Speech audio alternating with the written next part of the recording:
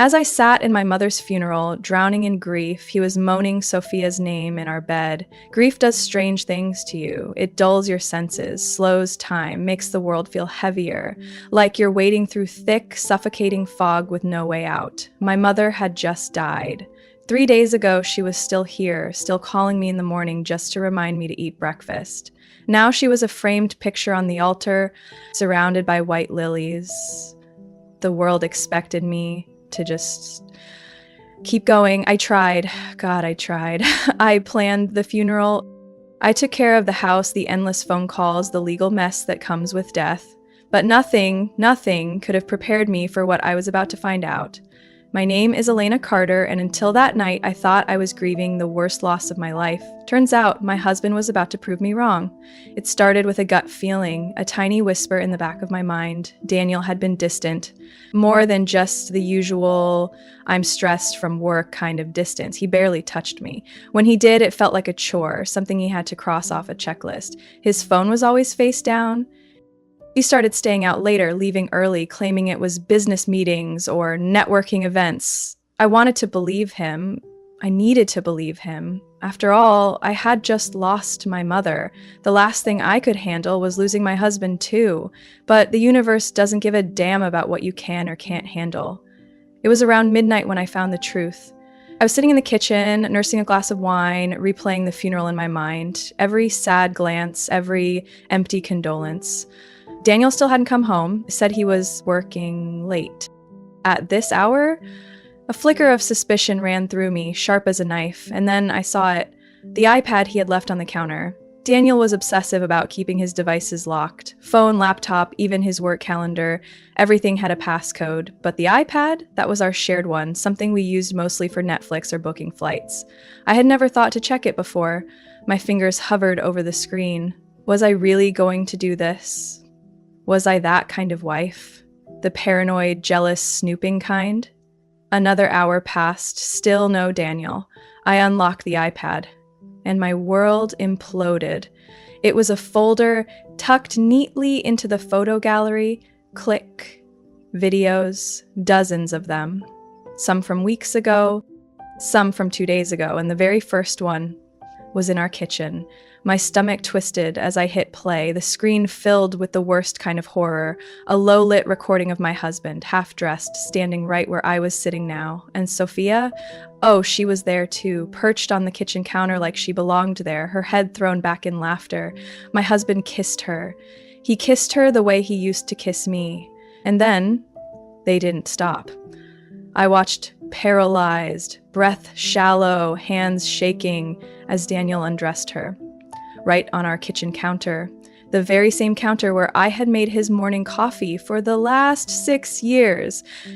The very same counter where my mother had once sat, smiling at me, telling me how proud she was of the life I built. I think I stopped breathing. Tears pricked my eyes, but I didn't let them fall, not yet.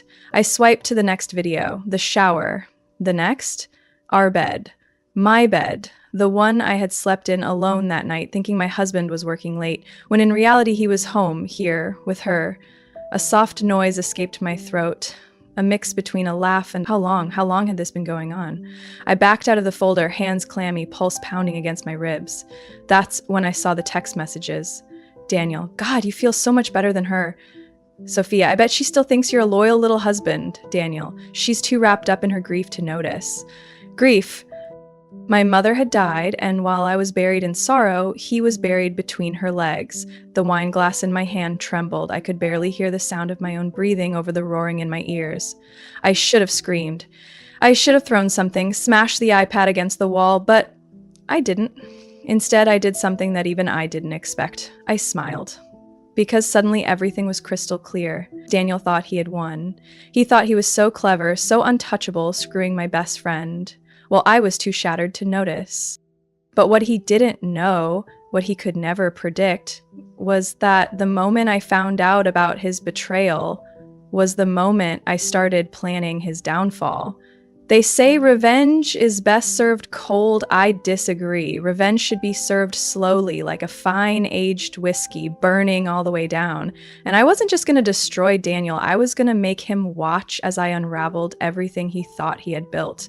I spent the next 3 days moving like a ghost through my own home. I still cooked breakfast, still kissed him on the cheek when he finally crawled home from work, still let him touch me with the same hands that had been all over her. And all the while, I was setting the stage. I copied everything off that iPad, the videos, the texts, the call logs, all of it, neatly saved onto a hard drive, then backed up in the cloud just in case. I even made duplicates and mailed them to 3 different locations, one to a safe deposit box, one to my lawyer's office, and one to a trusted friend who had no idea what was inside yet. Because when I took Daniel down, I wasn't just going to leave a scratch. I was going to burn his world to the ground. Men like Daniel thrive on power, and nothing strips power away faster than losing every damn dollar in your name. Lucky for me, he was sloppy. Our joint account? Mostly funded by me. Our house? Bought with my inheritance. Even his precious investments, all those business ventures he bragged about at dinner parties, they were under my name. So that night, as Daniel lay beside me, snoring like a man who had no idea his days were numbered, I slid out of bed and got to work. I drained our joint savings, quietly, carefully, moving the money into an account only I had access to. I froze our credit cards, citing suspicious activity. Let's see how long his little dates with Sophia lasted when he couldn't even pay for a cheap motel room. And then, for the grand finale, I transferred his business shares to myself, a little loophole in the paperwork that he had been too lazy to read. By morning, Daniel was still technically rich on paper, but in reality, he didn't have a single dollar he could touch. I wasn't just going to expose him, I was going to obliterate him. So I set traps. First, I installed hidden cameras in our home, not just one, 6. One in the living room, one in the kitchen, and the most important one, right above our bed. And just like that, Daniel and Sophia gifted me even more ammunition. 2 nights later, while I was out with friends, they made themselves comfortable in our home, thinking I was too blind to notice. The camera caught everything: Daniel pulling Sophia into our bedroom, her giggling like a schoolgirl, his hands all over her body like she belonged there. Then came the worst part, the part that sealed their fate. As Daniel lay tangled in bed sheets that still smelled like me, Sophia's voice rang clear through the recording. "She'll never leave you, you know. She's too weak, too desperate. You could screw me in front of her and she'd probably still take you back." Weak? Oh, sweetheart, I was about to show them exactly how weak I could be. Daniel's career was his pride and joy. He had spent years climbing the corporate ladder, charming his way into exclusive business circles. He loved being seen as untouchable, the man with a perfect wife and an impeccable reputation. So naturally, I decided to rip that reputation apart. I compiled every piece of evidence: videos, messages, transaction records, hotel receipts. I wrote an anonymous email, subject line, "Urgent CEO Daniel Carter's ethical violation." And then with a single click, I sent everything to his company's board of directors. Within hours, the whispers started. By the end of the day, his work phone was flooded with calls.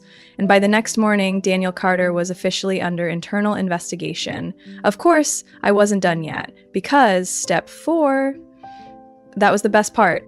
Daniel had planned a charity gala, an extravagant black tie event meant to showcase his commitment to philanthropy, aka another way to stroke his ego.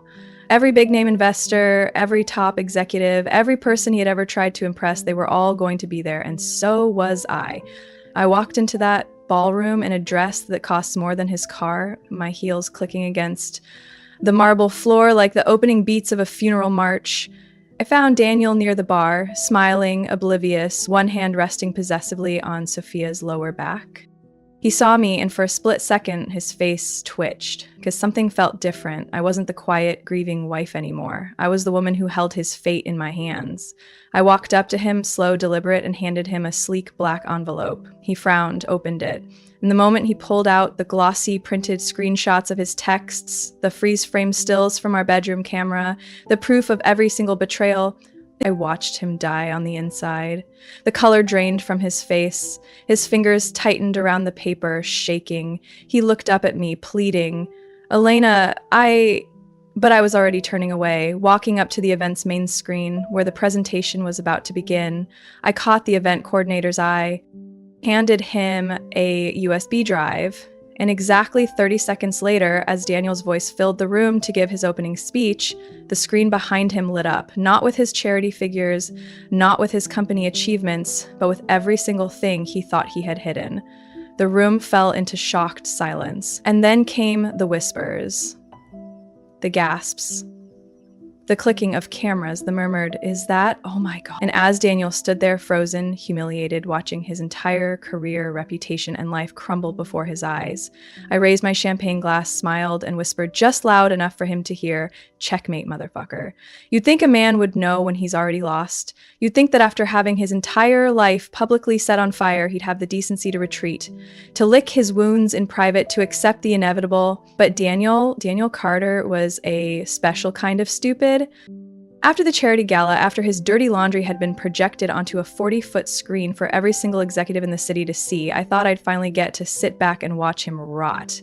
But instead, Daniel did what all narcissistic men do when the world finally sees them for who they are. He blamed me. Not himself, not Sophia, not the fact that he had been caught balls deep in my so-called best friend while I was mourning my mother. No. It was my fault. The next morning, I woke up to dozens of missed calls, texts, emails, even a goddamn voicemail. Because apparently public humiliation wasn't enough to shut him up. Elena, what the fuck did you do? Do you have any idea what you've just ruined? I hope this makes you feel powerful, because all you've done is destroy yourself too. You are fucking insane. Insane! That one made me laugh. Daniel thought I was insane. Not the man who trashed 6 years of marriage for a woman who couldn't even fake an orgasm with him. Not the man who was too dumb to hide the evidence. Not the man who thought he could screw me over and walk away unscathed. No, I was insane, and that's when I knew. He still thought he could win. I let him sweat for a few days, while his phone stopped ringing with business opportunities and started ringing with lawyers, scandal-hungry journalists, and furious board members. I went on with my life. I moved out of our house because, let's be honest, it wasn't a home anymore. I hired a divorce attorney so vicious she made sharks look like house pets. I froze every asset he still had access to, and I waited for the moment when Daniel would finally crack, and when it came, oh, it was beautiful. 3 nights after the gala, I was having dinner with a friend when my phone lit up. Daniel. Not a text, a call. For a split second, I almost ignored it, but something told me this was it. I picked up. "What do you want, Daniel?" At first, all I could hear was breathing, heavy, shaky, then his voice, lower than usual, tired. "You ruined me, Elena." I took a sip of my wine, smiled. "I know. I have nothing left, not my problem." There was a pause. And then laughter. Not the kind you hear in a comedy club, the kind that's dry, bitter, stripped down to bone and regret. "You think you won?" he said, voice thick with resentment. "You think taking my money, my company, my reputation, fucking broadcasting my mistakes to the entire city makes you the winner? Yes! You're just as pathetic as I always knew you were." There it was, the desperation masked as arrogance. I leaned back in my chair, relaxed, completely in control, while Daniel clung to the last shreds of his ego like a man drowning in open water. "You're homeless, broke, and professionally fucked," I reminded him. "So tell me, how exactly am I the pathetic one here?" The line went silent. And for the first time in our entire marriage, Daniel had nothing to say. But here's the thing about men like him. They don't learn. They don't accept defeat. They cling. And Daniel, he clung hard. 1 week later, he showed up at my new apartment, drunk, disheveled, looking nothing like the golden boy CEO he used to be. When I opened the door, he had the audacity to smirk. "Did you miss me?" I laughed in his face, not even a little. "Come on, baby, you had your fun, you proved your point, now let's be adults about this." Adults? Oh, that was rich. "You mean like how you were an adult when you fucked my best friend in our bed?" His smirk faltered. "I was stupid, okay? I made a mistake. But this whole revenge thing? You went too far, Elena." I tilted my head. "Did I? We can fix this, you and me. Just drop the divorce, let me fix things. We'll go on vacation, start fresh." He was actually serious. Daniel actually thought that after everything, I would be desperate enough to take him back. I almost felt bad for him, almost. Instead, I reached into my pocket, pulled out my phone, and tapped my screen. Daniel's own voice filled the air. "She'll never leave you, you know. She's too weak, too desperate. You could screw me in front of her and she'd probably still take you back. I watched as his face crumbled. His mouth opened, but no words came out. He knew. He knew in that exact moment there was nothing left to hold on to. No money, no career, no respect, and definitely no wife. I stepped forward until I was just inches away from him. I smiled. You were wrong about one thing, Daniel. I'm not weak. Then I shut the door in his face, and this time I locked it forever. The next time I saw Daniel, it was 6 months later, through a mutual friend's Instagram. He was living in his brother's guest room. Sophia had dumped him for someone richer. He was bartending at a shitty club, barely scraping by. The man who once mocked my grief, who thought he could cheat and still come out on top, was now nothing but a washed-up joke. And me? I was thriving. New home, new business, new life. And every time I sipped wine in my penthouse, I'd raise my glass, not in forgiveness, not in pity, but in victory. Because Daniel Carter was already dead. I just made him watch his own funeral. The funny thing about men like Daniel, they never know when they're already dead. They walk around, chest puffed, still thinking they hold the cards, still convinced that they can charm or threaten their way out of anything. Daniel Carter was a dead man walking, and I was about to make sure he knew it. The night after his pathetic attempt to win me back, I sat in my apartment sipping a glass of wine and pulled out my laptop. I had one goal: to dismantle him piece by piece. Daniel wasn't just an arrogant bastard. He was a man who built his entire life on perception. His career depended on his flawless reputation. His business deals built on trust and credibility. His network made up of people who would drop him the second he became a liability. And lucky for me, I was about to make him the biggest liability in the city. So I started with the videos, not the raw, explicit ones. I wasn't going to commit a crime over this fool. No, I was smarter than that.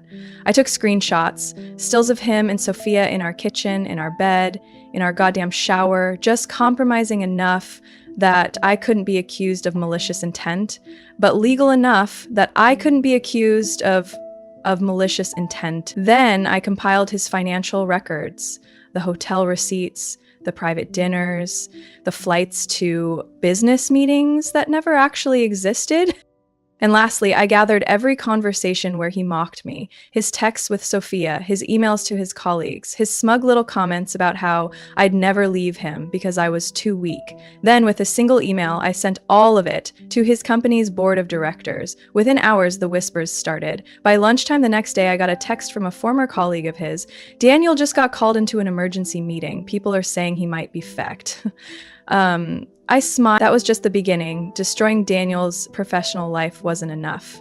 I needed him to feel it. I wanted him to watch his empire crumble around him, knowing there was nothing he could do to stop it. So while he was busy scrambling to do damage control, I made my next move. I leaked the affair photos anonymously to high-profile gossip blogs. I sent anonymous tips to every major investor in his company, warning them that Daniel was under investigation. I forwarded evidence of his misused corporate funds to the Securities and Exchange Commission, and then I sat back and waited. Didn't take long. By the end of the week, Daniel was officially removed from his own company. By the following Monday, the SEC had opened an inquiry. By Wednesday, his face was plastered all over the news. Disgraced CEO faces allegations of fraud and infidelity. Inside the scandal that brought down Daniel Carter, the fall of a corporate king. It was beautiful. I watched the footage of him storming out of his office, his suit disheveled, his face pale, ignoring the reporters swarming him with questions. It must have been a shock, losing everything he built in one single week. But he still had one thing left to lose, and I was about to take that too. Sophia. She was never in this for love. She wanted the money, the power, the status, and I was about to show her what happens when she bets on the wrong man. I sent one final email, this time to her. I included proof that Daniel had been using company money to fund their affair. I attached screenshots of his messages with other women, and just for fun, I threw in evidence of him bad-mouthing her to his friends. Then I sat back and watched, because if there was one thing I knew about Sophia, it was that she would never stick around for a man who was broke and unemployable. Sure enough, 2 days later, Daniel called me. "You told her!" His voice was raw, strained. "Told her what?" I asked, feigning innocence. "You know what, Alina?" I could hear the defeat in his voice, the panic, the realization that he was truly alone. "She left me," I smiled. "Good." Then I hung up. A week later, I went out for drinks with friends. We were celebrating because I had just finalized my divorce. I was officially free. And then, as I stepped outside to grab some air, I saw him, Daniel. But he wasn't the man I used to know. The arrogant CEO, gone, replaced by a disheveled, hollow-eyed, washed-up mess of a man. He was sitting on the curb, staring at his phone like he was waiting for a miracle that would never come. For a moment, I almost felt pity. Almost. Then he looked up and his eyes met mine, and I saw it. Recognition. Defeat. Fear. For the first time in his entire life, Daniel Carter knew what it felt like to lose. I walked up to him, slow and deliberate. He opened his mouth as if to speak, but I beat him to it. I crouched down to his level, looked him straight in the eyes, and whispered, "Checkmate, motherfucker." Then I turned and walked away, because Daniel Carter wasn't my problem anymore. He was nothing, and I was unstoppable. They say revenge is a dish best served cold, but I've learned something even better. Revenge is best served when they least expect it, not in the heat of the moment, not in the midst of their arrogance. No, the real satisfaction comes when they're at their lowest, when they've already fallen so far that they barely recognize themselves. That's when you twist the knife. That's when you watch them choke on the bitter taste of regret. And for Daniel Carter, that moment had finally arrived. The last time I saw Daniel, he was pathetic. A washed-up, broken man sitting on a curb, staring into nothing like he was waiting for a miracle that would never come. Since then, I hadn't wasted a single second thinking about him. Because while he was barely surviving, I was thriving. I bought a new home. One that was mine, completely mine, free from the ghosts of my past. I launched my own business, the same one he once told me I'd never be able to handle on my own. And guess what? It was now more successful than his ever was. I traveled. I spent weeks in places I'd always dreamed of visiting, but never could because I was too busy being the perfect wife to a cheating bastard. I was no longer Daniel Carter's wife. I was Elena Carter, and I was unstoppable. But just when I thought I'd buried him in my past, he came crawling back. One evening, I was sitting in a rooftop bar overlooking the city skyline, sipping wine with a new business partner, when my phone buzzed. A text from an unknown number. "Elena, can we talk?" I didn't need to ask who it was. Daniel. Pathetic, predictable, desperate. I ignored it, but he wasn't done. A few days later, another text. "I know I fucked up. I miss you. I miss us." I laughed. Not because it was funny, because it was so fucking predictable. Daniel didn't want me. He wanted stability. He wanted the woman who cleaned up his messes, who made him look good, who forgave him no matter what. But that woman, she didn't exist anymore. A week later, another message, this time longer. "I just want to explain. I was stupid. I made mistakes, but I loved you, Elena. You were the best thing that ever happened to me, and now my life is a disaster. I lost everything. You win, okay? You fucking win." I stared at the screen. Did I feel anything? Pity? Regret? Nostalgia? No, I felt nothing. And that's when I knew I had truly won. Not because he admitted it, not because he was suffering, but because his words no longer had power over me. So I typed a single response. "Yes, Daniel, I won." Then I blocked his number. For good. A year ago, I was sitting in my kitchen, staring at proof of my husband's betrayal, feeling like the world was collapsing around me. Today, I was limitless. I was financially independent. I was stronger than I had ever been. I was completely, unapologetically free. Because here's the thing about revenge. It's not just about destroying the person who wronged you. It's about rebuilding yourself into someone they could never touch again. And I had done just that. One day, by sheer coincidence, I saw him again.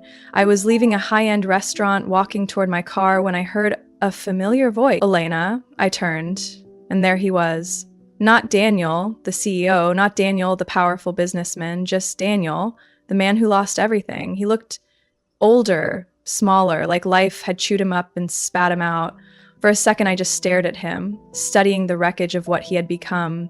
And then he smiled, like he thought this was a reunion, like he actually believed there was still a part of me that might miss him. I smiled back and walked right past him. No words. No second glance, because the truth was, he no longer existed in my world.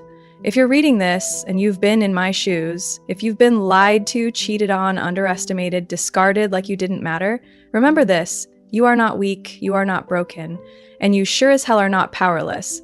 The best revenge is becoming someone they can never manipulate again. So rise up, take back your power, and when they come crawling back looking for the woman they once controlled, smile.